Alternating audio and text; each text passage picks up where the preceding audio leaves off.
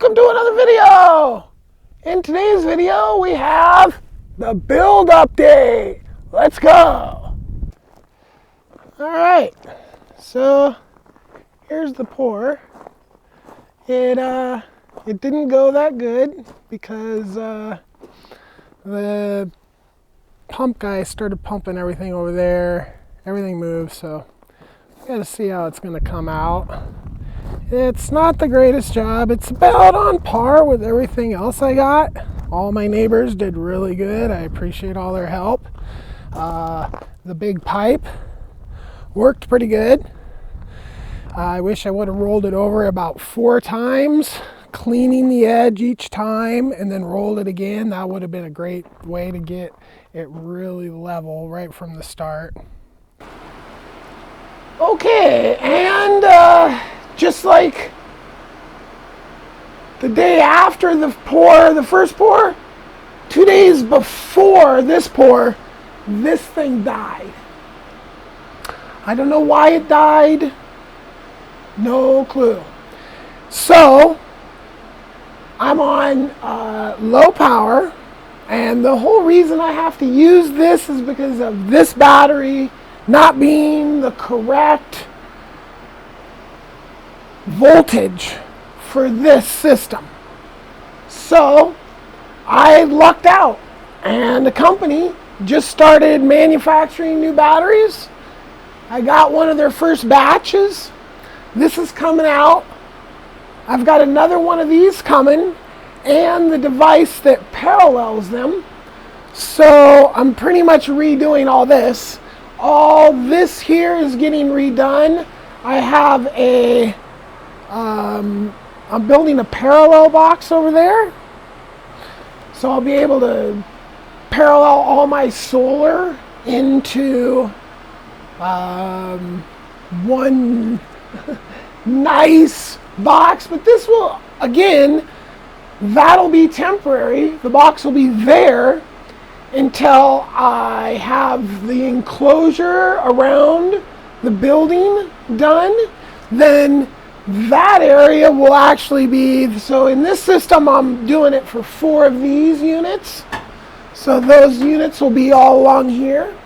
So then the combiner box will be outside of the container, mounted probably like right on the other side of the wall.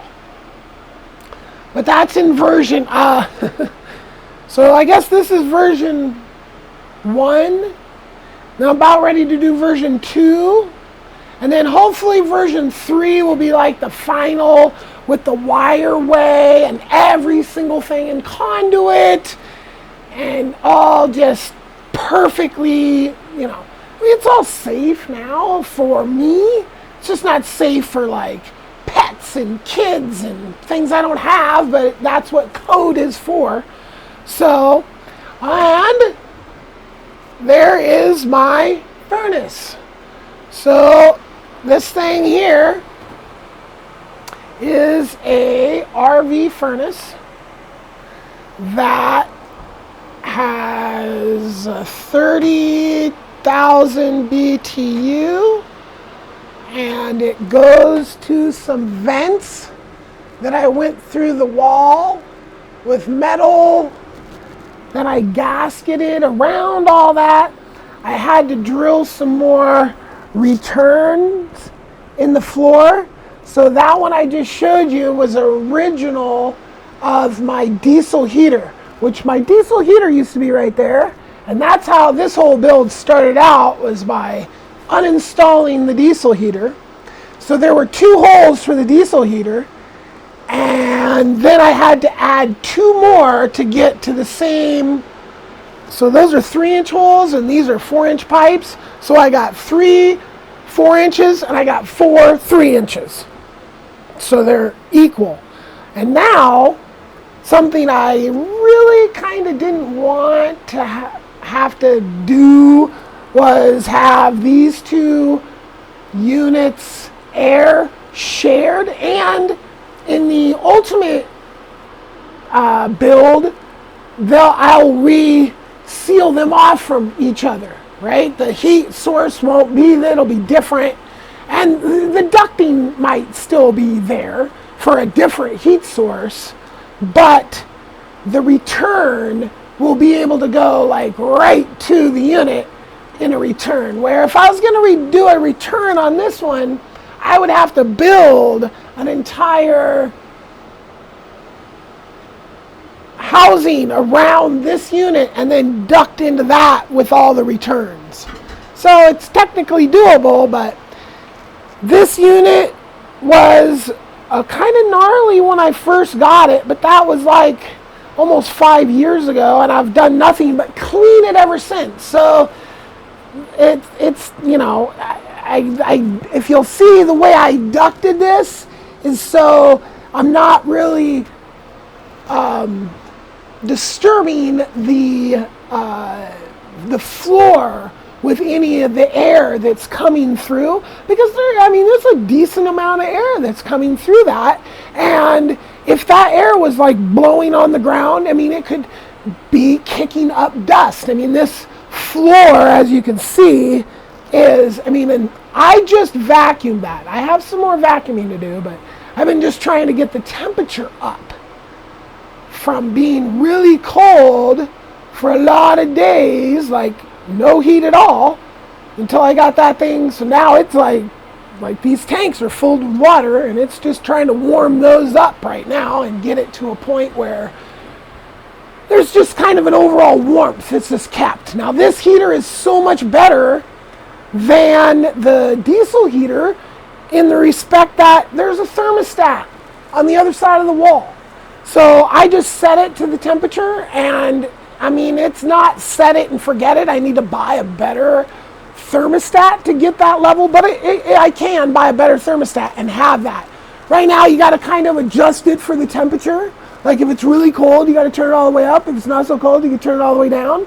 But at least I can be gone, and it can be warm when I leave outside, no heater on, and I leave, and then it cools off, and the heater just turns itself on and keeps everything warm. Like, that's super important when you have this lithium battery. I've just been basically sacrificing because I can't do anything about it. Well, in theory, with the new battery that's coming, I will be able to keep it warm all winter. It'll never get cold, and by the time it gets hot, hopefully the structure will be enough in place where it won't get hot. Like, this battery has been over 100 degrees on a few occasions, and it seems to be doing just fine. It's within its working limits, but those extreme high and low temperatures reduce the number of cycles that you can get out of your lithium battery. So I've been holding off on getting this, but when this died, it just because this overcharges the battery. So this could annihilate this, maybe not annihilate, but it could ruin it or shorten its life. I'm not exactly sure. It's not a huge overcharge. We're talking about 48 volts versus 46.8, so it's a total of 1.2 volts overcharging. I'm not sure how many cells are in there that make this up. So, but it's not good, so I'm trying to avoid it. So I'm running on low power right now. When I get the combiner box, when I get this other unit, and I get the other battery, oh boy, I'm going to be in business. I'm going to be in such business, it's going to be ridiculous. I'll be able to throw more panels up as soon as I have a place to put them. So yeah.